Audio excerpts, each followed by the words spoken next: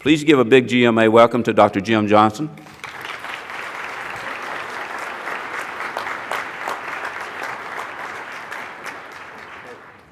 Good afternoon.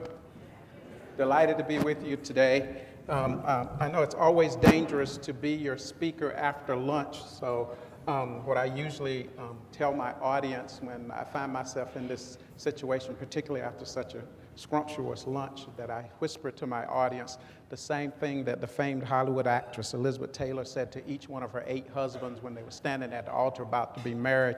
She told each one of them, "Honey, I won't keep you long. I promise to be quick, fast, and in a hurry." Having said that, ladies and gentlemen, our nation, every region in this country, every state in this great nation, including the great state of Georgia, is in the midst of an unprecedented demographic transformation. The kinds of changes we find ourselves in the midst of, you're going to have to buckle your seatbelt to deal with. And if you ignore them at your own peril. They will run you over. In the time allotted me, we call them disruptive demographics. Disruptive demographic changes. I want to share with you my view on what these changes are all about, and in particular, I want to talk about them through the lens of competitiveness. That, to my way of thinking, if we screw up and fail to take seriously these demographic changes, we're going to compromise our ability to thrive and prosper and compete in a highly volatile global economy of the 21st century. I want to talk about what the big trends are really quickly, where I see some challenges and some incredible opportunities, and I'm not sure if there'll be time for the discussion, but we will see. We will be looking through the lens of the 2010 census and more recent data about what the kinds of shifts are and why they're important to your local communities. In particular, I'm going to talk about 6 big trends really quickly. Let me list them and then we'll talk about each one of them. The first one is the South rises again. The second one is the browning of America. The third one is marrying out is in. The fourth one is the Silver Tsunami is about to hit. The fifth one is, the end of men. Some of you may have read the book by Hannah Rosen. I part from the book in just one way. Hannah had a period at the end of the sentence. I put a question mark. I refuse to believe that it's a period, but we'll see in a minute. And my last trend is cooling water from Grandma's well. Some of you probably know the song, and Grandpa's too. It'll become apparent why why I named this trend as such. The first trend, the South continues to rise again, ladies and gentlemen, is about the southern United States as defined by the Census Bureau, the states in red there. If you look and take a long-range view of the South, dating back to the beginning of the 20th century and bringing it forward to the first decade of the new millennium, what you will see is for the first 3 quarters of the 20th century, because the South was the place to leave rather than the place to be, the South only captured about 30% of net national growth in our country because more people, again, were leaving than were coming to the region. And then something profound occurred around 1970. Ladies and gentlemen, the South went from being the place to leave to being the place to be. We went from a region where we speak 2 languages, English and bad English, to one today where we speak more than about 250 different languages. And what you will notice is that in every decade, about 50% of the net national growth in this country is concentrated in the South today. Including the first decade of the new millennium, we added 27 million people to our population in this country, a growth rate of about 9.5%. But what you will notice is that about 14 million of that 26 million people settled here in the South at a growth rate of 14.3%. And if the South was the cat's meow demographically, Georgia was the cat's meow squared because it grew at 18.3%, or roughly twice the national average, adding about 1.5 million people to your population during the first decade of the new millennium. So what share of net growth did the South capture during the first decade of the new millennium? 53% of net growth. The second largest region, or rapidly growing region behind the South, was the West region, growing at 32%. Ladies and gentlemen, what is going on is a profound redistribution of population where we are moving or shifting from the Northeast and the Midwest to the West and the South. We compute something called the geographic centroid of our population, and the geographic center has been moving from the Midwest to the Southwest. Today, the geographic center of our population is in rural Missouri. I'm predicting it's going to be in Mexico by 2020. Y'all stay tuned to see if I'm right. What is this about, ladies and gentlemen? It's about migration and it's about immigration. Take a look at this graphic for 2000 to 2008. What you will see is that the South was the only region in the country where everybody was moving to in larger numbers than they were leaving. Where you talk about all migrants, you talk about African Americans, you talk about Hispanics, you talk about the elderly, you talk about the foreign-born, everybody moving to the South in larger numbers than they were leaving. You can't say that about the West region. The West was losing Hispanics and we're losing elderly. You can't say it about the Midwest. The only group that were moving to the Midwest in larger numbers than were leaving were the elderly. And this is a news flash after the current new cold weather snap. They're going to be the heck out of there too. And the Northeast is kind of when the last person leaves, please turn off the lights if there's still any on. If your state, and I think it is like North Carolina, if you want to see the snowbird effect, just pay attention to license tags in your community. Not when you're driving, but when you're in the parking lot, you can see all of those snowbirds headed south. A profound change in the composition of our population and redistribution trend that has enormous implications for what you are talking about. But ladies and gentlemen, I lied to you. I said it was the South. It's really not the South rising again. It's really 4 states in the South that are rising again. This redistribution trend is really about Texas. It's really about Florida. It's really about Georgia. And it's really about North Carolina. Those 4 states captured about 71% of that net national growth of 14.3 million people. The other southern states combined only captured about 29% of that net growth. So it is a very uneven pattern of growth, but you're in the mix, as it were, like we are in North Carolina. You know where your growth is around the Greens, major metropolitan centers and the like. You know where your decline is. I won't spend any time on that here. But there was something called the Great Recession.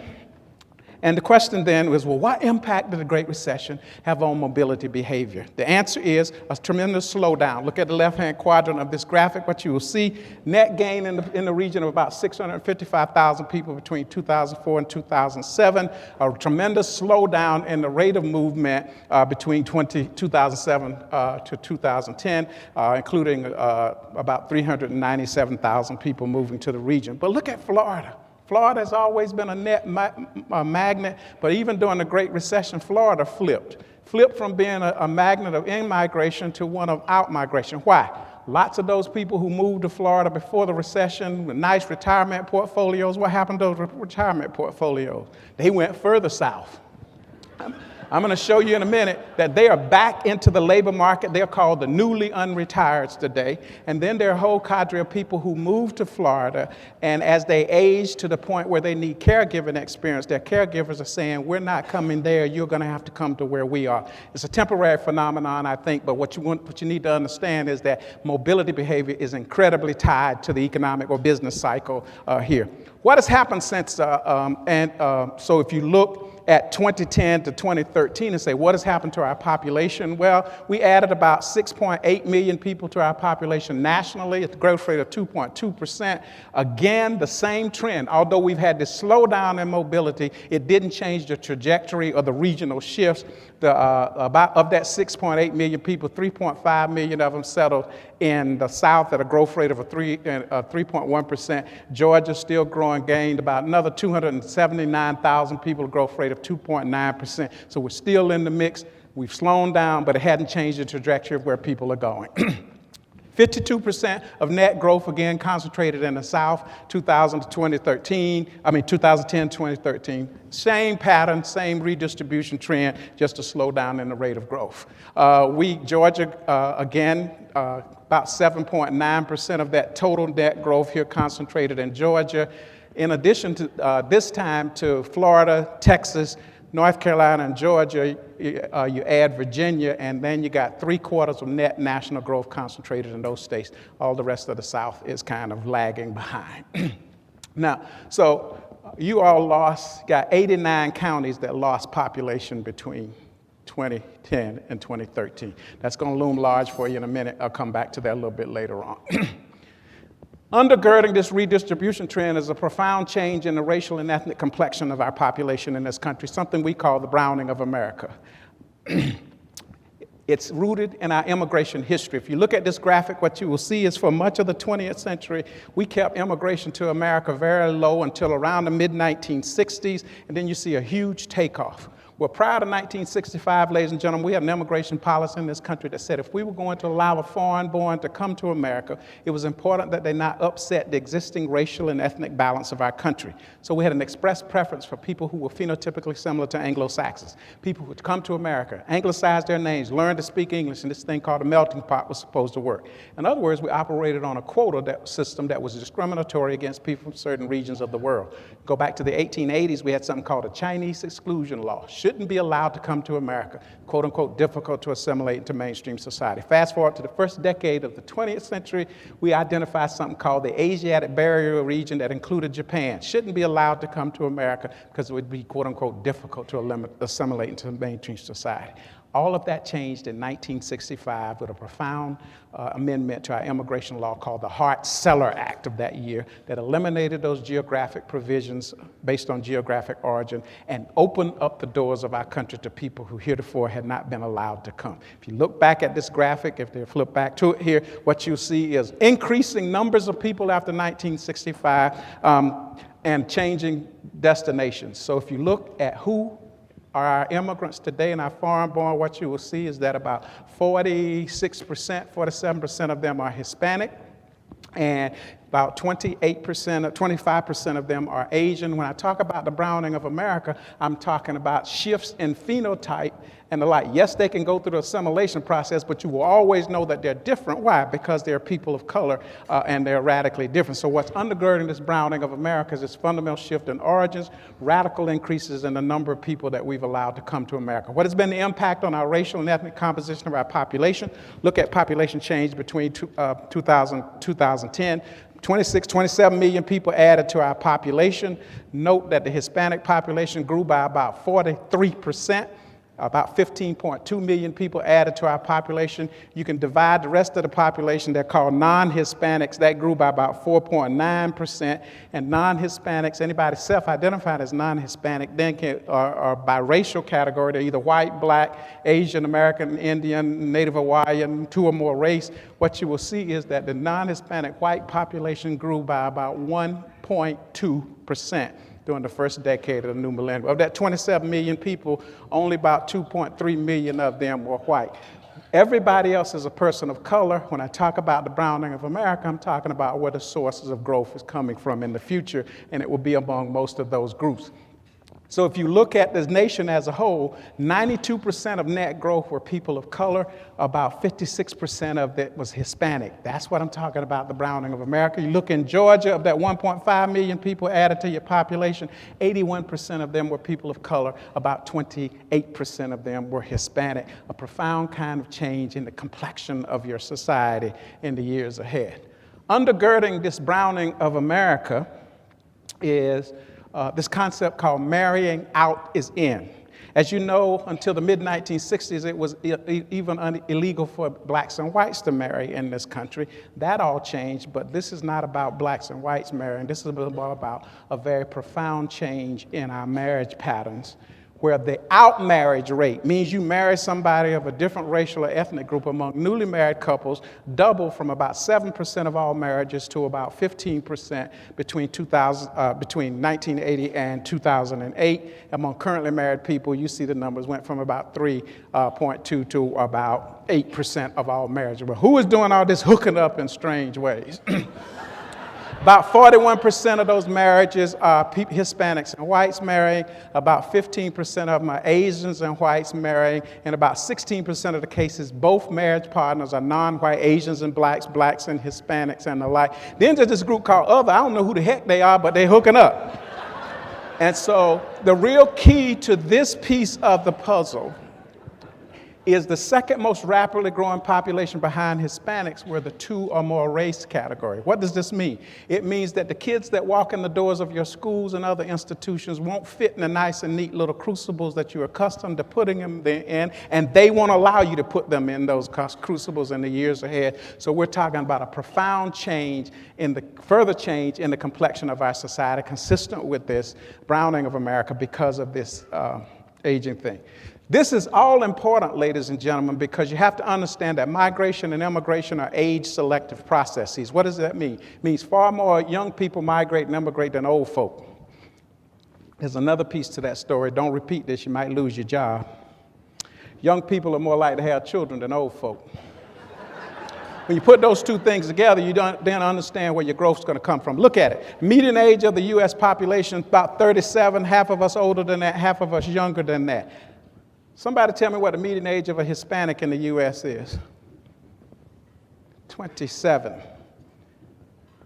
How many of y'all heard that Hispanics are a burden on the healthcare system? Don't get quiet on me now. What kind of major health problems do you have when your median age is 27? Before you answer that, somebody tell me what the median age of the white non-Hispanic population is in America. 41. What kind of health problems do you have when you get in your 40s? The list is too long. We'll be here all day. See, ladies and gentlemen, when you're young, you have acute crises. You stick your finger in the lawnmower, you got to go to the hospital and get it glued back on. When you're in your 40s, what kind of crises do you have? Chronic. I know up front and close. I lost my wife to cancer at 48 years old. Her treatment the last 6 months of life, $5,000 a week. Just lost a friend with a rare form of cancer at 62. His treatment, $17,000 a week. A lot of the stuff, ladies and gentlemen, you hear make no sense. Now, ladies, there's something in demography called completed fertility, okay? It's when you tell your boo, go take out the trash. Ain't nothing else happening here, okay?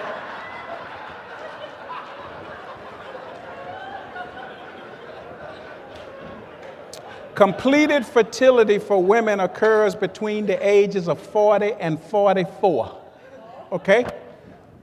What's the median age of a non-Hispanic white female in America? 43. Look at the ages of all of those non-white women. You'll see a 10 to 20 year gap. That's your fertility gap. So if you don't like immigrants, you want to build a wall around the country and send everybody home, what you got left? You got the Bengay crowd. You can't produce. You can't reproduce. This is you. This is Georgia. The median age of a Hispanic here is 25. 41, 40. This is biology, ladies and gentlemen. It's not sociology. Age selectivity. You need those young people coming in for the reason that I'm going to show you in just a minute. We're talking about a profound change in the complexion of our society. Look at births. 66% of all births in 1999, Hispanic white, dropped to 50% by 2008. For the first time in history in 2011, non-Hispanic white births were no longer the numerical majority, and it is unlikely to move back in that direction. Why? Because we're an aging population, below replacement level fertility and the like. That's why you're going to see this profound change. Now, all of this is important because the Silver Tsunami is about to hit. Now, the browning of America is about immigrants and people of color changing the complexion of society. The Silver Tsunami is about the graying of America, okay? It's about the aging of our native-born population. Now, you might ask the question, well, how do I know if I'm part of the graying of America? There are 4 litmus tests, okay? Number 1, if you have difficulty seeing the screen, you're part of the graying of America. Number 2, if you got to go to the restroom 3 times during this presentation, you're part of the graying of America. Number 3, if you fall asleep during this presentation, you're just an old codger, it's not my fault, you're part of the graying of America. More seriously, let me have a show of hands. How many people in the room were born in 1945 or earlier? Look around. Pre-boomers, okay? How many of you were born between 1946 and 1964? Look around. Those of us with our hands up were part of the post-World War II hormonal rush in America. Our fathers went off to World War II and came back home and got busy. Got busy to the tune of producing 80 million of us. On January 1st of 2011, the first baby boomer born in America turned 65 and became eligible for what? Everything. Over the next 20 years, every day, 7 days a week, 365 days a year, we boomers will be turning 65 to the tune of 8,000 per day. That is the Silver Tsunami. That's the pig and the python. Let's look at them. What you will see, 45 to 64, 79 million people in that cohort. It's grown by about 17 million, a growth rate of 27%. The second most rapidly growing population you will note is the 65 plus population. The average person turning 65 today is going to live another 18.7 years, and we think living to 100 on a routine basis is well within reach. Why? Have you all heard about this thing? Is 60 is the new 30? Y'all seen these women, they got ads on TV, women in yellow spandex, 60 years old, twitching, talking about 60 is the new 30. Let me tell you something, 60 is 60. Okay? And now we got something called regenerative medicine. We got a scientist in North Carolina that has regenerated a bladder. So if your bladder wear out, we'll sell you another one. You just tell me what color you want. We got people that are doing all parts of the body. We now think there's one school of thought that says living to 130 on a routine basis is well within reach. But we got a slight problem, ladies and gentlemen. So we're an aging native-born population, but look at that 25 to 44-year-old population. What happened to it? It actually declined. Why? Because some of the debilitating diseases that beset us boomers and pre-boomers later in life are now besetting Gen X and Gen Y earlier in life, leading to the early onset of disability and the early onset of what? Death. Now, all of us are aging out. Who's going to pay for Social Security in that situation? Ladies and gentlemen, we're in the midst of a profound transformation. First of all, you got a huge succession problem in this room and in every organization. Everybody that raised their hand going to be out of here sooner or later. How do you think about the replacement? Two pieces to that. Where's the next generation going to come from? And two, how do you ensure that the incredible knowledge in this room gets transferred to the next generation? Knowledge succession.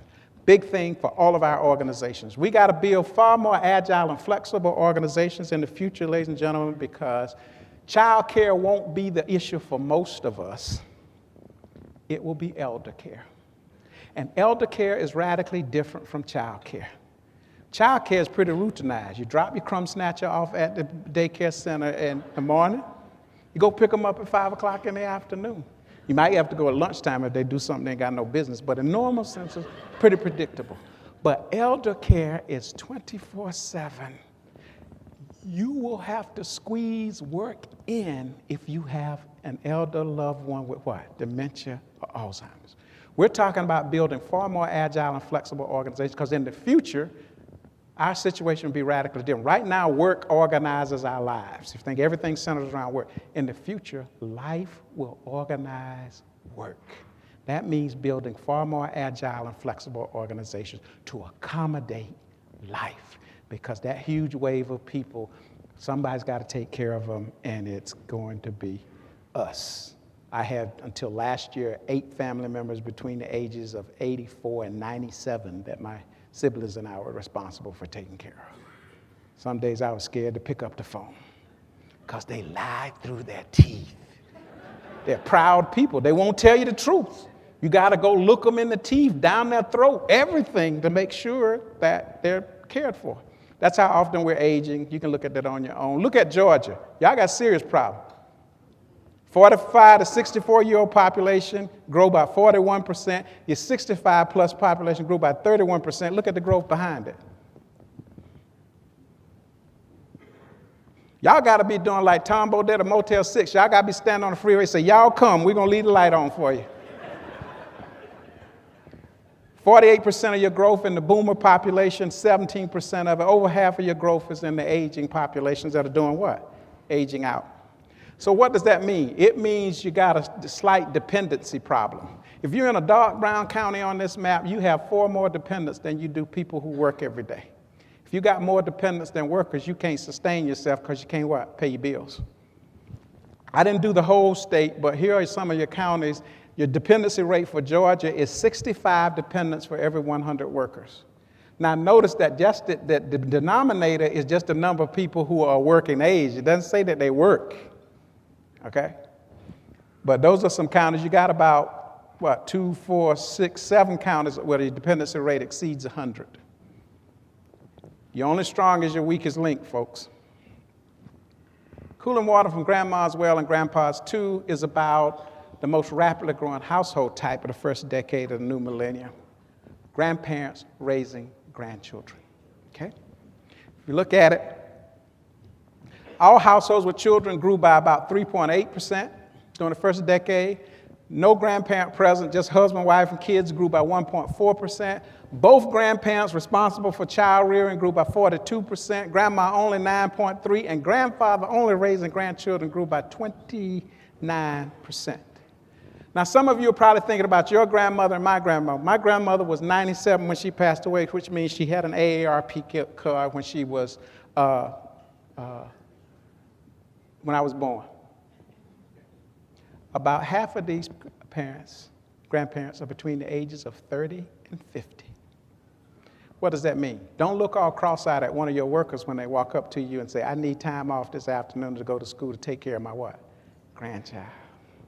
Now, there are grandmothers like yours and mine. Grandma, 83, can't get out of the rocking chair, and the 14-year-old got the car out cruising looking for a 30-year-old man. I didn't make that one up. That happened in my own family. I'm lucky I ain't here with pinstripes going the wrong direction today. But that's the challenge that you have to think about in all of this. And not only are the grandchildren in these households in many instances, but one or more of the biological parents may be there too, because in an economic recession and a housing foreclosure crisis, when you lose your house, where you go?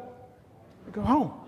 Has enormous implications. We got kids who can't qualify for scholarships and the like because their living arrangements have changed so dramatically, and it's based on household income. Well, the 22 people in the house, yeah, you don't qualify. This is the last one. Let me get through it really quick. I have my 2-minute drill. The end of men. Good news first. Women are about to surpass men as the numerical majority in the paid workforce. In 2010, women constituted 49.8% of all paid workers. The operative term is paid. Women have been working all their lives, paid workforce. That's the good news, okay? But ladies, you all know this is not because we decided to treat you all fairly, because the wage gap is still pretty wide, right? What is this about? This is rather a function of men doing so poorly in American society today. Let's look at it.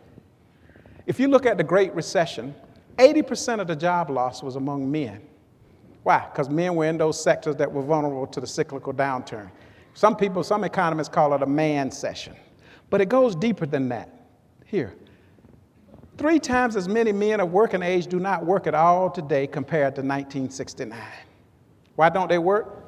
Skills mismatches, disabilities, incarceration. Percentage prime working age men receiving disability increased from about 2.4% to about 4.8% between 1970 and 2009. Their median wage dropped by about $13,000 during that period. But most telling here, after peaking in 1977, male college completion rates have barely changed in the past 35 years.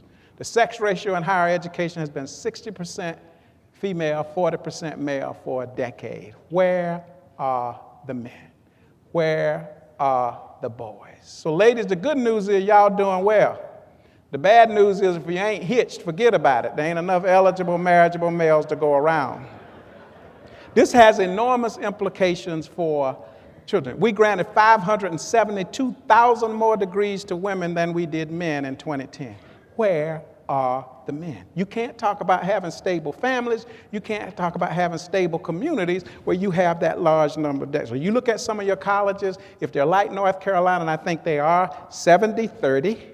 We got one in North Carolina, it's 80-20. 80% female, 20% male. Now, I don't know why it wasn't that way when I was going. Sound like good odds to me. But you cannot live that way and expect things. So my message to you is that diversity rules, but challenges are abound. And here's the one that I think we really got to play with. Ladies and gentlemen, this is a map of a racial and ethnic typology of our country. The red counties on this map are racial generation gap counties. In these counties, the adult voting age population are predominantly white, aging, empty nesters, okay? But the school age population is predominantly minority. What kind of support for public education you think you get there? That's the ain't got no dog in the fight crowd. The gold counties are minority-majority counties. The adult voting age population is predominantly minority. The school age population is predominantly minority. Lots of interest in public education. What's missing? Ain't no money there.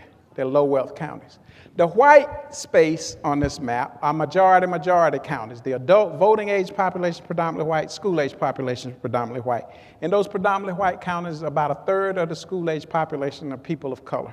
But if you peer beneath the veneer, what you will find is that those kids of color are either attending racially isolated schools within those districts, or within the good schools, they are nowhere to be found on the academic prep and the, speed to college kind of tracks. In other words, ladies and gentlemen, I was born the year Brown versus the Board of Education. We're more segregated today than we were in 1954. That's the next generation of people that has to propel our nation, and if we leave them uneducated and ignore them, when you're at your book club, your whatever y'all get together and have fun is, and people tell you they don't have a dog in the K-12 education fight, tell them yes, they do. It's called the future competitiveness of our nation, and we all stand to benefit from educating them in a globally competitive society. Our kids got to have something in their toolkits and toolbox that they don't have today. I don't have time to talk about it, but that's it. What do we got to do? We got to manage this transition from the gray into the browning of America. Competition for talent is going to be fierce and increasingly global. Successful recruitment and retention to deal with these succession issues going to hinge on your ability to manage the full nexus of diversity issue, not just race, ethnicity, and gender, but work, family issues, and all of those kinds of things. You got to build a far more agile and flexible organization culture for that.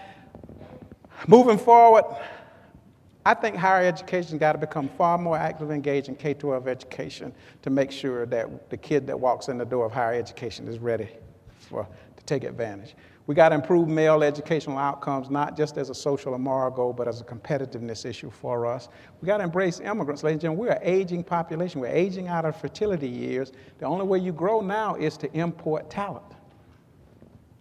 And by the way, we're not the oldest country in the world. Japan, Italy, and places like that are older. To give you some sense of the nature of the problem and what you got to look forward to, and last year in Japan, they sold more adult diapers than they did baby diapers. Okay? That's aging. We got to establish stronger ties with business to ensure that students graduate with the requisite skills to compete in an economy. I know you all do a great job on some of your programs here, and I don't have time to talk about the freelance economy. I appreciate the time being with you today. I got to go home.